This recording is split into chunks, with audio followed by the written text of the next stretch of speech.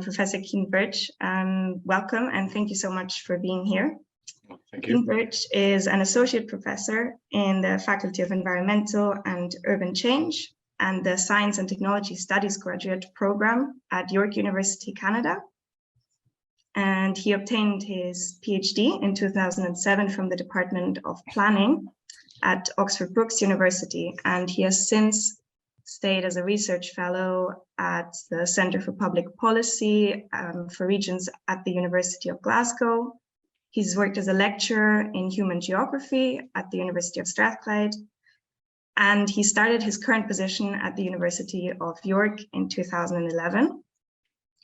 He researches the transformation of things into assets, especially in technoscientific capitalism, and actually also works with defining this idea of technoscientific capitalism itself, which I'm really excited to hear more about. And he has researched and published on this process of assetization on a range of things, of topics, including personality, including knowledge, I believe, but focusing recently a lot on personal data and on big tech and other digital technologies. And he has recently published on these processes of assetization and on the transformation of markets under the influence of big tech, digging into how markets are organized, how they are affected by digital processes, questioning the characteristics, the design, the logic of markets, which again, I think we will hear more about today, and I'm very excited for this, in this lecture under the title, There Are No Markets Anymore, from Neoliberalism to Big Tech. So I'm really excited for the lecture today, really looking forward to hearing more about your research and to the discussion we will have afterwards. So I think without further ado, I would like to hand over to our speaker, Keen Birch. Thank you so much for joining us today, for sharing some insights into your fascinating work. And I will hand over to you. The floor is yours. Great. So again, thank you very much for the invitation. Thank you very much for the introductions. It's good to be here. And my talk, as Saskia said, is There Are No Markets Anymore, from Neoliberalism to Big Tech. And the lecture follows, in many ways, a kind of my intellectual journey, my sort of personal intellectual journey. So in the early 2000s, I was became very interested in neoliberalism as a way of understanding our societies and our economies. But by the mid kind of 2010s, I found myself struggling really a lot with the concept of neoliberalism, especially as a way of its kind of usefulness in helping us understand the world at the time. And so since the mid to late 2010s, I've focused a lot on trying to understand what's going on by looking at the digital economy, digital capitalism, and especially big tech's increasing centrality in our societies and economies, which has brought me here today, where we are today. So a major part of this intellectual journey has been my attempt to reconcile the supposed dominance of markets and market thinking in our societies associated with neoliberalism with the growing monopoly, market concentration, and corporate power associated with big tech. And so hence the title, There Are No Markets Anymore. So let's start with Google. Google's original motto was "Don't be evil." It struggles to live up to this noble principle today, as a recent and ongoing US court case brought against it demonstrates. The litigation document states that, and you can see the document on the right-hand side here, the document states that to quote it, it seeks to ensure that Google won't be evil anymore. And this particular court case provides what I think is a really useful insight into not only Google, but the whole edifice of big tech and what it's built up over the last decade or so, and which has led to this kind of takeover of our economies and societies and the undermining of our markets. Now, the Google case itself is being led by the state of Texas, the Attorney General's office in the state of Texas, along with a number of other US states. And it's an antitrust suit against Google called Google Digital, I'm going to call it Google Digital Advertising, just to shorten it. And it was announced back in 2020 by the Texas Attorney General. And it's my most recent amended version, I think, came out earlier this year in January 2022, and so it's currently ongoing. So at the heart of this litigation case, the Google digital advertising, is the claim that Google is monopolizing the technologies and the market structures, information, and so on, underpinning online programmatic advertising. That's basically the advertising that uses our uses our personal data to sell us stuff, so the kind of personalized targeted ads. Now, programmatic advertising is it's a tangled system, and Google sits right in the middle of it, alongside other big tech companies like Facebook, and they're both very, very central role in this online advertising market. So I just thought it'd be useful to kind of give a sense of what a kind of brief description of how this programmatic advertising works, and then go on to how it's being exploited, this market's being exploited. So let's say you or I, we want to advertise something. Let's say we've got a book that's coming out, we want to sell it, we probably want to reach people, advertise to people who might actually be interested in buying it and reading it. And the Google, as with others like Facebook, offers a way to connect us to the online ad space best suited to that purpose through its ad exchanges. And to do this, it collects, aggregates, processes an enormous amount of our personal data around the world from all our searches, emails, smartphones, third parties using their applications, and so on. And this is just this is data we hand over largely unknowingly or willingly, even through the various, through our various kinds of consent to the small print in the terms and conditions agreements that we sign when using their products and services. So using our personal data, Google can make a series of inferences about our personal preferences, what we like, what we don't like, and always, our kind of likelihood of doing things. Are we likely to click on an online ad or not? And it thereby automates buying and selling of ad space in the very, in the tiny microseconds before the web pages load up, and then we see the ad. So Google sells this ad space to us. It might sell this ad space to us, advertising our book or whatever it is we're trying to sell, allowing us to target our ads precisely to each viewer. And that ad space is usually, a website, could be a newspaper, website, etc. That then is selling its ad space to us, the advertiser. And Google, as I said, sits in the middle of this. So Google both buys the ad space from the publisher, the newspaper, say, and sells the ad space to the advertiser, us, who try and sell our book.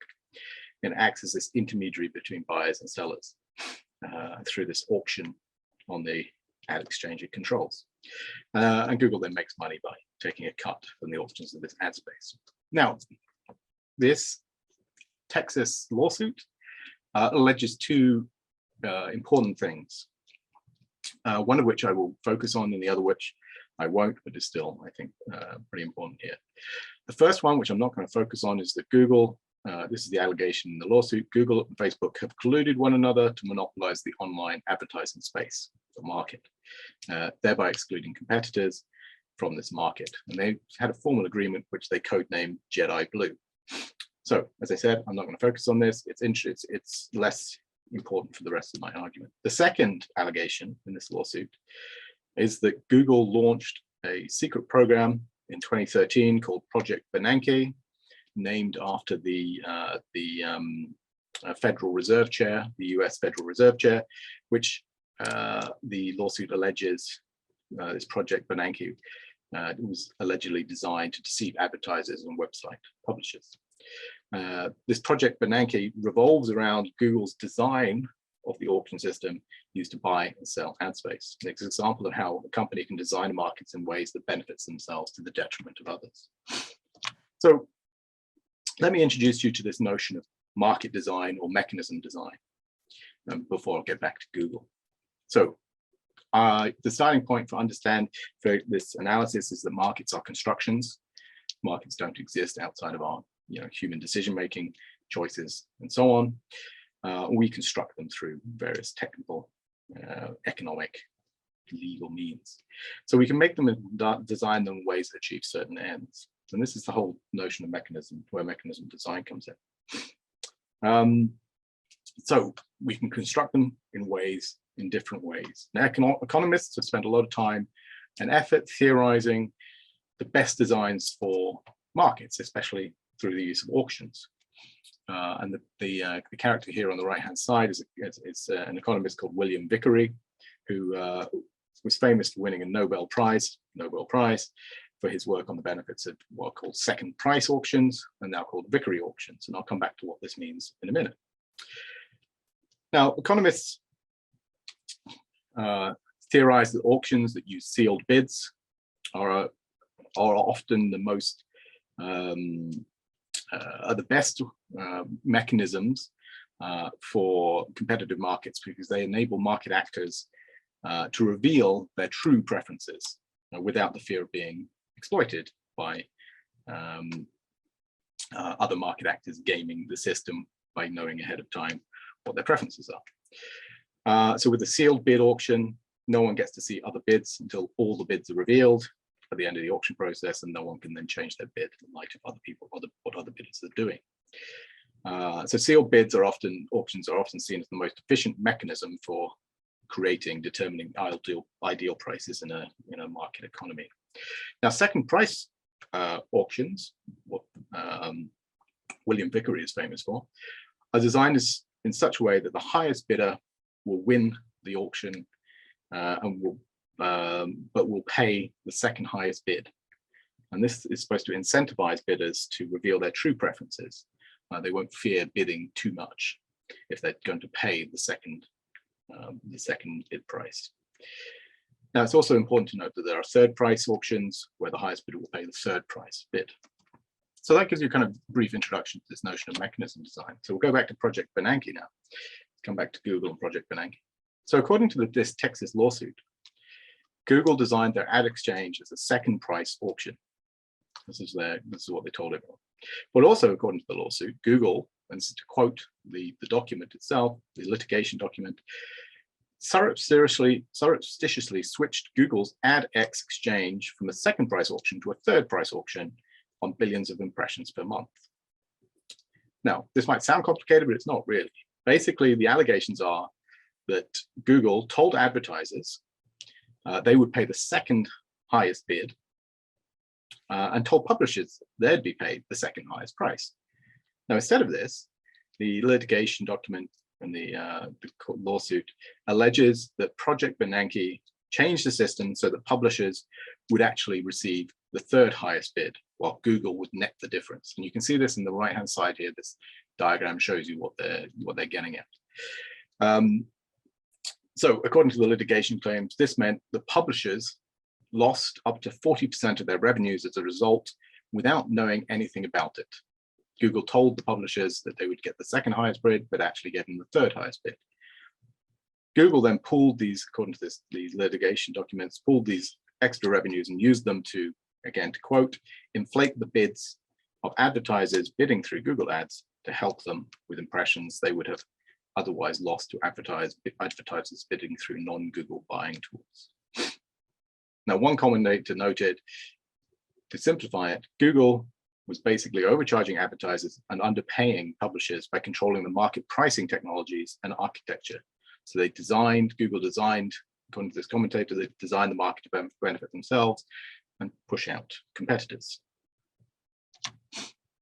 Now, the takeaway from this Google example is that their control over these digital platforms or ecosystems enables big tech firms like Google to design markets in ways that best suit them.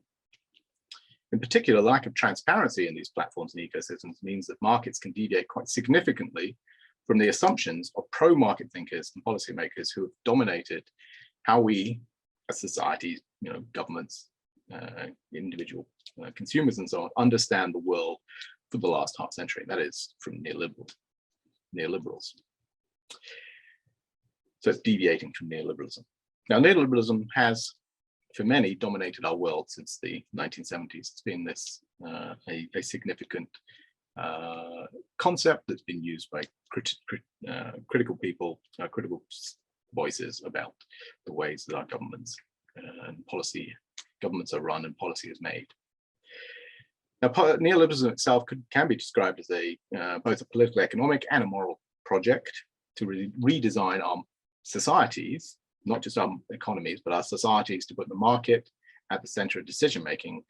And so that's whether it's in government, organizations, or as individuals. It harks back to the work of thinkers like Friedrich Hayek, who's top left here, and it's premised on the idea that no one agency, so government, for example, can coordinate the economy or society because it does not have the cognitive capacity to process all the information we as individuals produce and use to make our decisions about how we live our lives. So a government, a central government, just simply does not have the cognitive capacity to take in all this information and make credible decisions. That's the basic underpinning notion in Hayek's thought. So competitive markets, according to Hayek and other neoliberals, are best thought of as information processes, and they can be used then to efficiently coordinate our societies. So as Hayek put it, to quote Hayek, the reason for this economic problem, the economic problem being the problem of information, is that the data from which the economic calculus starts are never for the whole society given to a single mind, so for example, government, which could work out the implications and can never be so given. So competitive markets are here framed as the best way to coordinate society, since they can provide us with the necessary information we need to make the right kinds of decisions that we need to make on a daily basis. And they do this through the price mechanism. And prices here are proxies for information that tell us what to produce, when to produce it, when to change our preferences, how to manage our collective resources, and so on. So markets are, in this framing then, as I said, both factual, kind of this political, economic, and a moral mechanism. They tell us how to decide how to make decisions and what decisions are the best ones to make. Now, within this neoliberal framing and narrative, information becomes a critical component in the working of markets. So people cannot reveal their preferences or make decisions without market information. As Philip Morowski and Edward Nick Carr show in their book, The Knowledge We Have Lost in Information, which is a fantastic book if you're interested in these kinds of issues of market design and mechanism design. Following Hayek, the problem of information permeates a lot or much of orthodox economic thinking. And it's here in this neoliberal kind of thinking about information that neoliberal assumptions about markets start to come unstuck. And this is because neoliberal thinking, at least in the kind of policy and legal spheres, gradually shifts from this Hayekian view that societies will evolve towards markets and market thinking over time to a perspective in which societies are simply assumed to already operate like markets, with everyone acting as if they are market actors, responding to incentives defined by the prices as proxies for information. This is outlined by another wonderful book by Sonia Amadei called Prisoners of Reason. So Amadei basically argues that the endpoint of neoliberal thought and policymaking is that you can, once you've worked out what markets should do, you don't actually need to let those markets emerge spontaneously in the kind of Hayekian fashion. And she associates this most closely with the work, with the legal kind of work of Richard Posner on the bottom right here, who helps to frame this this kind of perspective and push it into policy through influencing antitrust policies and regulations. And this is then how, according to Amadei, this neoliberal thinking permeates policy and political worlds, because all you need to do then, when thinking from this Posnerian perspective, is to work out how to design markets to achieve the kind of policy outcomes you desire. So various ideas about mechanism or market design end up getting married to a series of assumptions about what individual collective goals should be, so the policymakers can design markets to that end. And this is, you can see this happening in various kinds of policies around deregulation of things like electricity supply, the privatization of public assets, the auctioning of various kinds of radio, cell phone spectrum, and so on. So such kind of examples of market design, mechanism design, as noted previously when mentioning William Vickery, has a relatively short history, going back to this work of Vickery in the 1960s, and really took up in the 1980s. So I've already explained second and third price auctions, and these represent examples of how to design markets. So they're configured by the assumption that we're rational, self-interested beings. We seek to maximize our own interest, and in so doing, this will generate collective societal benefits. So the key to market design is to get us to reveal our preferences, individual preferences, through the choice architectures like auctions that ensure that we will always be truthful about our desires in making our decisions.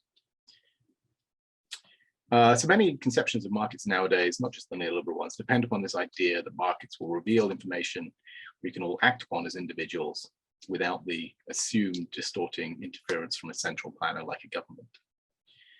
Now, what's interesting about market design or mechanism design is actually that it turns the notion of markets on its head, really. Market design assumes that market designers can create whatever markets they want to achieve whatever outcomes they want. You or my preferences and decisions are sidelined since market designers can construct whatever market architecture they need to incentivize us to do what they want, increase revenues, increase welfare, decrease efficiency, and so on. So until relatively recently, it wasn't really possible to extend market design beyond particular goals or outcomes, but I think this all changed with big tech and the rise of big tech firms in the last decade or so. And here, big tech I use as a synonym for the 5 largest tech firms, or they were at the time, in the until this year, I think. So that is Apple, Amazon, Alphabet, Google, Microsoft, and then Meta, Facebook. They've transformed the way our societies and our economies function, and increasingly, I think, dysfunction. We can think here of this dysfunctionality and the fears about misinformation, cognitive impacts, dark patterns, and so on. I'll come back to them in a bit.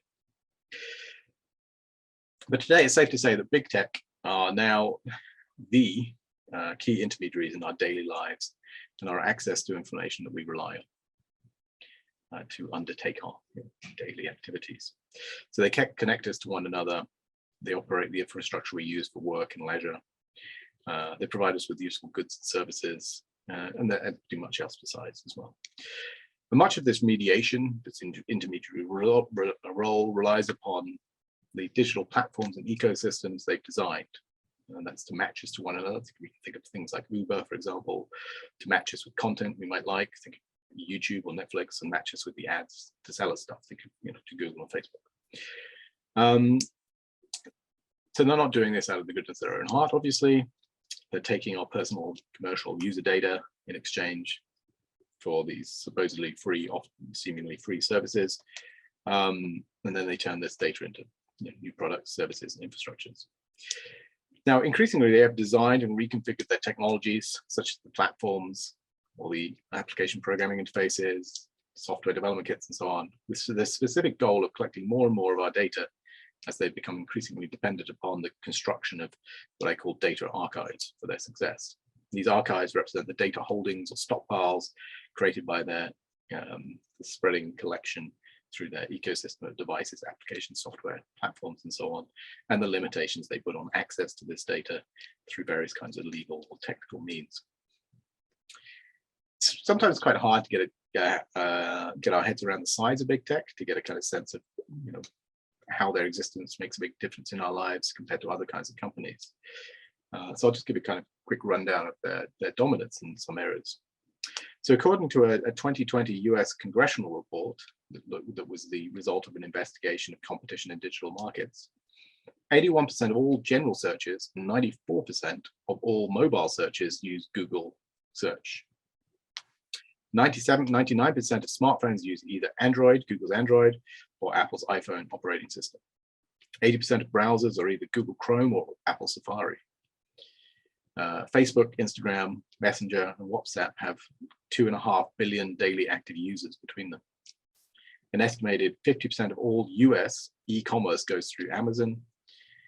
And Amazon, Microsoft, and Google dominate cloud computing infrastructures. Big tech is almost so ubiquitous that we don't notice it anymore. And it's also so ubiquitous that it's often hard to think about how to live without it. Now, until recently, big tech represented nearly 25% of the total market capitalization of US companies. So, okay, yeah, if you have questions while we're going, just raise them. And you can see that here on the right-hand side in a graph that of the proportion of total market capitalization of the largest 500 companies in the US. Now, they've since fallen in market terms, but that's not necessarily because they've become any less important in our lives. So what's interesting here is that as critical voices debated whether neoliberalism was dead or dying or resurgent after the global financial crisis, the 2008 global financial crisis, big tech kind of sidled in or rode the wave of easy money unleashed by the central banks after the global financial crisis through the quantitative easing programs that were set up by the central banks. And they've ended up becoming these dominant players in our economies and societies. I think this was especially the case in the United States, where the amount of easy money that flowed in was enormous. The journalist Christopher Leonard outlines some of the unintended and negative consequences of this easy money policy in his book, The Lords of Easy Money.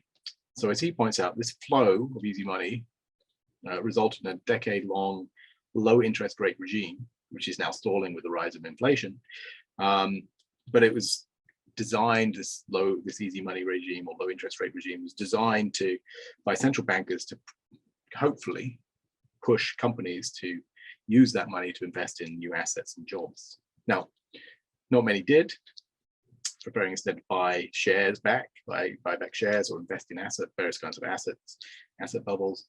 But I think big tech did put that easy money to good use, especially increasing their stock of tangible assets like data centers, high-speed cables, such like, which enabled them to significantly expand their data collection activities and grow the computing capacity needed to turn all that data into value and cement their market power.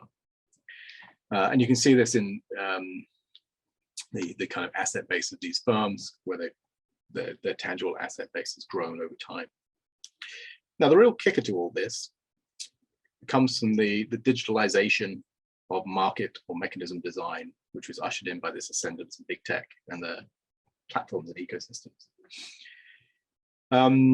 Now, Salome Billion, Jake Goldenfein, and Lee McGuigan have a really great article about some of this, this kind of digitalization of mechanism design. And they point out that market design was turbocharged by algorithmic technologies enabled by this mass collection of personal data and massive computing capacity of big tech firms. And they discuss how, to quote, algorithmic or automated mechanism design, end quote, gives big tech firms a special and heretofore unheard of ability to profile their users, customers, suppliers, and others. So big tech is using this mechanism design, this algorithmic automated mechanism design, to incentivize particular kinds of user engagement and impressions with and within their ecosystems, encouraging us to spend more time using their products, services, and so on. So as user experiences designers note, something as simple as constant scrolling, you know, a kind of defining feature of platforms like Facebook, Twitter, Instagram, and so on, was designed and implemented precisely because companies knew it leads to you know, more of this kind of user engagement, and keeping our attention glued to our screens longer. And the same applies to other various kinds of technologies, user interface technologies like likes, notifications, and so on. So the more time and attention we pay to our screens, the more value that big tech can capture from our behaviors, decisions, and choices. And by designing markets this way, Billion, Goldenfein, and McGuigan argue, big tech is able to cultivate and exploit so-called informational asymmetries, meaning the information that big tech has, but we don't. This is really key.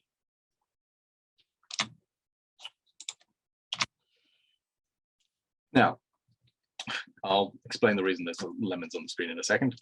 Big tech has designed markets and technologies to their benefit, not to match our preferences. They have an outcome in mind, and they design markets to meet that outcome. The implications of this techno-economic configuration are pernicious in many cases, to say the least, and in part because it doesn't take long before big tech firms themselves are simply unable to distinguish between their perception of us as valuable assets, users on their ecosystems and so on, and their goal of turning us into those valuable assets. So this shift in kind of treating us as some form of techno-economic entity rather than as individuals. I think there are two main concerns with this setup worth considering further.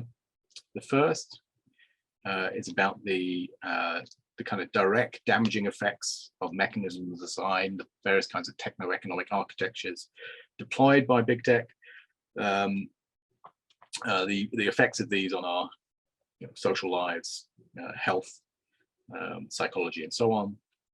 And this includes things like dark patterns, where technologies are built specifically to get us to spend more money by exploiting our psychological cues and so on. And this includes a range of various kinds of architectures, if you like. So hidden costs, or sometimes called drip pricing, when we end up paying more than we first anticipated through things like service fees that come at the end of a process. Ads that are indistinguishable from content. We all know about clickbait here. Trick questions to confuse us, especially when it comes to opt-in or opt-out options. Faux kind of scarcity claims to make us make rush decisions. If you've ever booked a hotel on one of those hotel booking sites, you've come across that before. Notifications about what other people are doing, requests for personal data that aren't necessary for access to a product, service, and so on and so forth. There was an interesting report by the Australian Consumer Policy Research Centre recently about some of these dark patterns. As I said, many of them play on our psychology. They're reinforced through the techno-economic processes and infrastructures to do this, and they lead to a series of, potentially damaging cognitive health and social impacts, including things like loss of attention, rising unhappiness, increased social anxiety. Second, though, which I want to focus on, with this kind of arrangement of this big tech kind of construction, if you like, of the techno-economic infrastructures of market design. I think the most significant implications of algorithmic market design is that big tech firms and their various kinds of business models that others are using have managed to control and monetize the very information on which competitive markets are meant to function. So the market information that's supposed to make markets competitive in the first place, and therefore both useful and moral. The data-driven companies like big tech can collect and analyze masses of personal consumer and user data to provide themselves with a major advantage when making market decisions. They can use brute force processing power because they have the mass computing capacity to achieve their goals, because through various kinds of inferential analytics to understand how we as consumers, users, competitors are going to act and behave. This is not the kind of surveillance capitalism of people like Shoshana Zuboff, the kind of worries about being, we're always being surveilled and so on. It's a bit more simple than that in some ways. It's about the inferences, preference shaping, and information advantages that big tech has because of its sheer mass of these data enclaves, and the ways that you can then monetize market information itself. So two things matter here. If, like neoliberals and other economists seem to care about, markets depend upon information to function properly and beneficially, and if big tech has more information than anyone else. There's a huge information asymmetry between ourselves and big tech. They can work out things like how much we'd be willing to pay for a product or service, and then either sell that information to a retailer or use it themselves. And they can even do this for people who don't spend their time using their services and so on, just through the inferential analytics of people who do. So just to give you an example, it's pretty obvious if you look at my, my search history, my browsing habits, my Amazon buying habits, it's pretty obvious that I like certain kinds of fiction, fantasy and science fiction. And this information can be used to price fantasy and science fiction books, films, etc., higher for me than other people. It's known as dynamic or discriminatory pricing. We can already see this growing instances of this in things like Uber's surge pricing or Tinder's user charges, where they charge more to older people to use their services. But it's likely to become much more prevalent over time. Now, this information asymmetry is related to, it has a long history in economics, and that's where the lemons are on the screen. There's a George Akerlof, I think in 1970, wrote an article called The Market for Lemons, which is all about this, the problems when one side in a market transaction have more information than the other side. So that's why the lemons are on the screen. Now, so what I think is more important is not just simply information asymmetry, it's the fact that the information big tech collects and controls represents the very information we need for markets to function as markets, as information processes, at least in this economistic terms. Big tech monetizes this market information, selling it to whoever is willing to pay. Now, our likes, and this market information includes things like our likes and dislikes, recommendations, rankings, etc. And big tech collects it, hoards it in their enclaves, sells it to other companies who want to sell us stuff or exploit that information for their own purposes. Big tech can do all of this because they have the resources, the money simply to invest in the computing capacity to collect, store, process its market information. And it represents a huge entry barrier to the emergence of competitors to them. So my point in all of this is not to try and individualize these impacts and outcomes, but to emphasize that each big tech firm has become, to all intents and purposes, a market ecosystem unto itself. They write the rules of the game for their respective ecosystems. They regulate their ecosystems themselves. They can exclude or ban potential competitors from their ecosystems. They can set and change the terms and conditions under which we engage with the ecosystems as they see fit and without our consent. And their influence has extended beyond their ecosystems through the leveraging of these huge information asymmetries between their business operations and the competitors and us. Okay. Now, because of their social and market power, big tech is currently facing a growing range of challenges to their dominance. And some of these challenges are collective responses, but others are emerging from what I think are the inherent, and in some cases, internal contradictions in their own strategies and operations. So the Texas lawsuit mentioned at the start of my lecture is just one example of the kind of collective action being brought against big tech, both by governments and competitors. But there are also other kinds of efforts being undertaken by sovereign jurisdictions around the world to rein in big tech power. European Union, in particular, have been active in this area as concerns about big tech competitive impacts have grown. And as I'm sure most of you know, the EU has recently introduced a suite of policies and regulations like the Digital Markets Act, which is about establishing ex-ante regulations to control the behavior of gatekeepers like big tech. Digital Services Act, which is designed to increase transparency in online advertising and reduce illegal content misinformation. Digital Governance Act, which is designed to open up and standardize data sharing between organizations, limiting the ability of companies to hold data. It'll be interesting to see what effect these have over time and whether they do are effective at reining in the activities of the big tech companies. Other jurisdictions and countries are also taking action, like the US has a series of legislative proposals on the table. Australia has sought to rein in the kind of influence of corporations like Google and Facebook over news. But there's been a lot, and there's been a lot of stiff lobbying from big tech and other data-driven firms in response to these. Another challenge, which I think has been less focus of our thinking, seems to be an emerging kind of internal and kind of set of contradictory effects that arise from big tech's operations and strategies themselves. And I'm not sure where this comes from and what its origins are, It might be a size or a scope kind of thing where they've just become so big, the scope, their reach is so powerful that they end up with this kind of negative, vicious cycle in the operations. So big tech's offerings have become much less, in my view, at least, big tech's offerings have become much less useful over time, trending even towards dysfunctional. Just some personal experience here. My over recent times, my personal experience in buying dodgy products from Amazon, so knockoffs or scams, and this has become a concern. It's not just a personal anecdote, but a concern in the public discourse as well.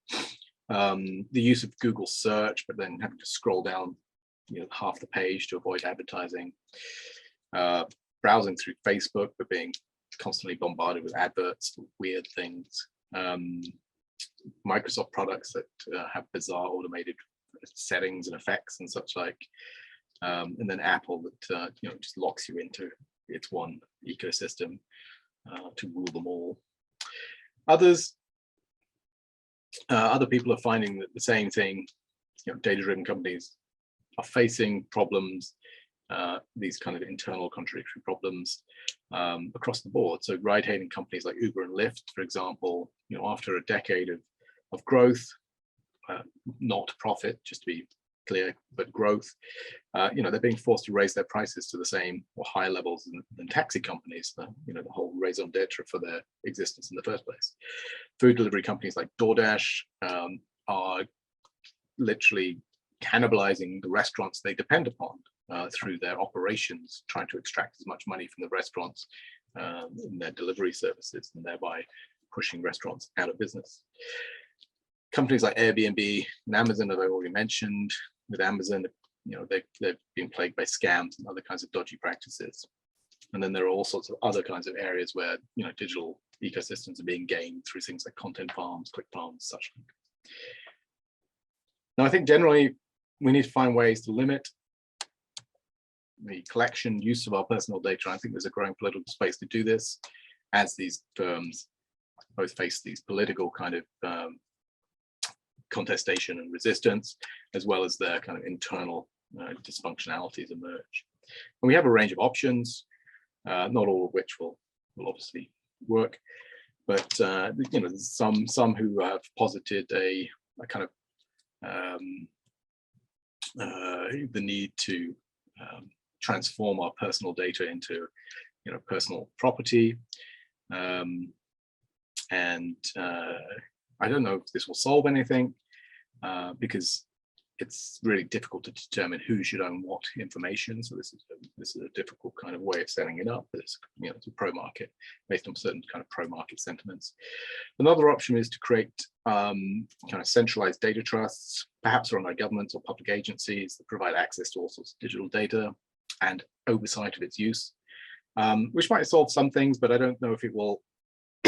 But it doesn't stop companies accessing our personal information per se, and using it in the ways that, well, maybe it will stop them using it in ways we don't want, but it depends how these data trusts might be run. A final option is to create a series of more decentralized data cooperatives that collectivize our personal data in various kinds of localized, decentralized entities where with the more localized and decentralized oversight and accountability, but they sort of require significant effort to run and manage. One thing that is certain about the future when it comes to these kinds of big tech operations, big tech, we're going to see a lot more digital data in our lives. And if we do want to use it to our collective benefit, then we're going to need to find ways to govern it collectively, democratically, and as Barbara Prainsack points out, solidaristically, rather than leave it in the hands of powerful corporations to do as they will. So to conclude, market design has underpinned, in my view, the ascendance of big tech firms over the last decade or so. An array of digital algorithmic technologies have enabled these and other data-driven firms to monetize the very information on which markets are supposedly dependent. Information about who wants to buy what person will pay for what, how many people view what, and this market information is supposed to be, transparent, truthful, accessible, to ensure competition in competitive markets, but it's increasingly hoarded and hidden as data enclaves constructed by these big tech firms to secure their monopolistic positions. So rather than simply monetizing personal information, I think big tech firms have gone far beyond the kind of surveillance fears of many critical thinkers like Shoshana Zuboff. To all intents and purposes, they've ended up running our sort of market ecosystems. But they're facing a series of challenges on different fronts, from policymakers, politicians developing new kinds of frameworks to curtail their power, and also their internal kind of contradictions and dysfunctions in their own operations. I think this leaves me with a series of questions about markets and their relevance now. Wonder, will markets come back with a vengeance? Is this the start of something new, a way forward beyond the kind of markets that we've got used to and their role in our societies and economies? But an important point to remember for social activists, civil society groups, NGOs, publics, and so on, when raising awareness or engaging with governments about the power of big tech, is that there's, if there are no markets anymore, then regulators really need to avoid returning to their old market ways of understanding the world as a market in order to rein in big tech. We have to think beyond the market, the future we might want. Thank you very much. And that's the end of my lecture.